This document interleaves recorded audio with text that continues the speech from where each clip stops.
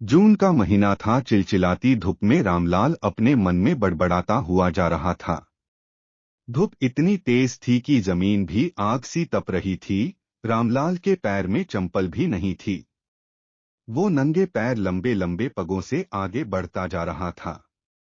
उसको अपनी नहीं बल्कि अपने खेतों की बहुत ज्यादा फिक्र थी। जंगली भुंडों के झुंड खेतों में आते थे और कुछ ही मिनटों में खेत को नहस तहस कर देते थे। रामलाल के खेत में इस साल बहुत ही अच्छी तरबूजे की फसल लगी थी, जिसे देखकर उसकी जान में जान आती थी।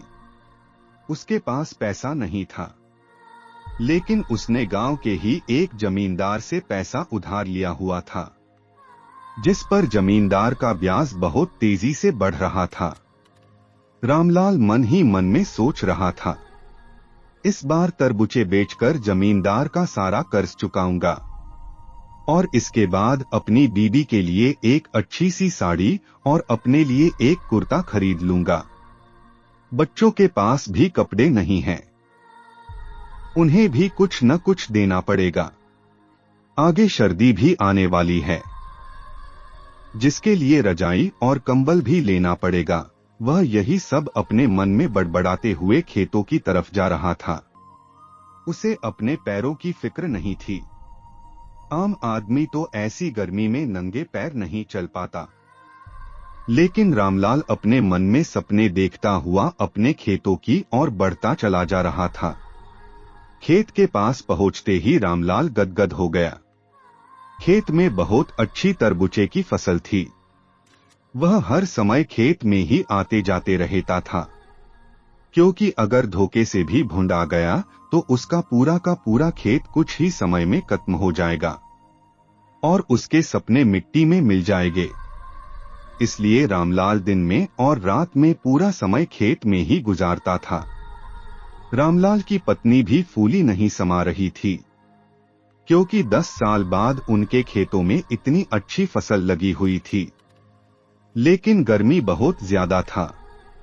जमींदार अक्सर आके रामलाल को धमकी देता रहता था, फसल काट दो और मेरी पाई पाई चुका दो, नहीं तो तुम्हारे लिए अच्छा नहीं होगा। रामलाल ने हाथ जोड़कर कहा, इस साल खेत में फसल अच्छी लगी है साहब, मैं आपका एक एक पैसा चुका दूंगा। तरबूजे की फसल लगभग तैयार थी। जितनी खुशी आज रामलाल को हो रही थी, इनका अंदाजा लगाना आज मुश्किल था। वह मन ही मन में खुशी से झूम रहा था, लेकिन उसको पता था कि अगर जरा सी भी हमसे चूक हुई तो मेरा सब कुछ नष्ट हो जाएगा। रात में भी वह जरा सी आहट से भी उठ के बैठ जाता, अपने खेत में इधर उधर देखता और आकर फिर से सो जाता। उसकी नींद कभी पूरी नहीं हो पाती थी। उसके सपने में भी खेतों की याद बनी रहती थी। 3 दिन बाद अब तरबूजे की फसल को कटाई करके शहर भेजने वाला था। रामलाल और उसकी पत्नी बहुत खुश थे। उन्हें पता था कि अब हमारा भी अच्छा समय शुरू होने वाला था। हम सब भी अच्छे कपड़े पहनेंगे, हमारे पास भी रजाई और गुदगुदे गद्दे होंगे, ताकि सर्दी में पूरी रात ठिठुर ठिठुर कर ना गुजारनी पड़े। रामलाल और उसकी पत्नी ने हजारों सपने अपने मन में संजो के बैठे थे, क्योंकि फसल इतनी जो अच्छी थी।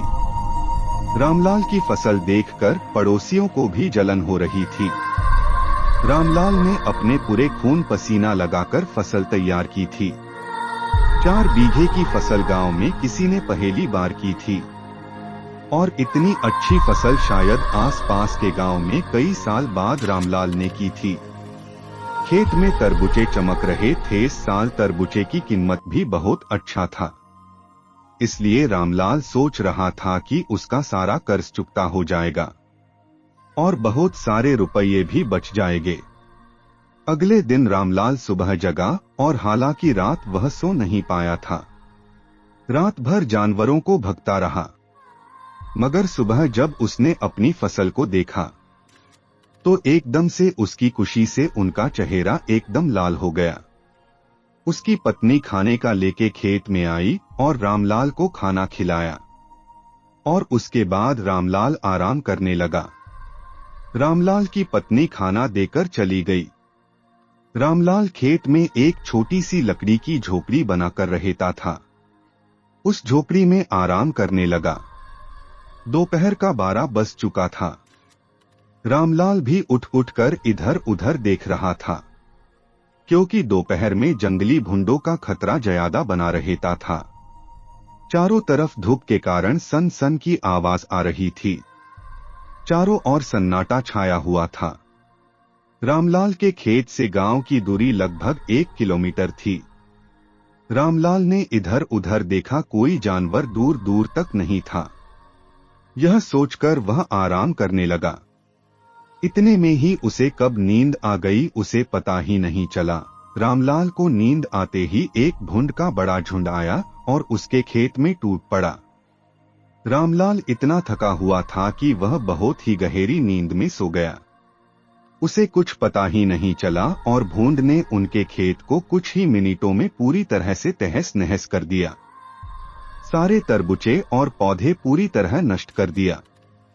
रामलाल नींद में सपने देख रहा था। भुंडों ने पूरा का पूरा खेत साफ कर दिया था।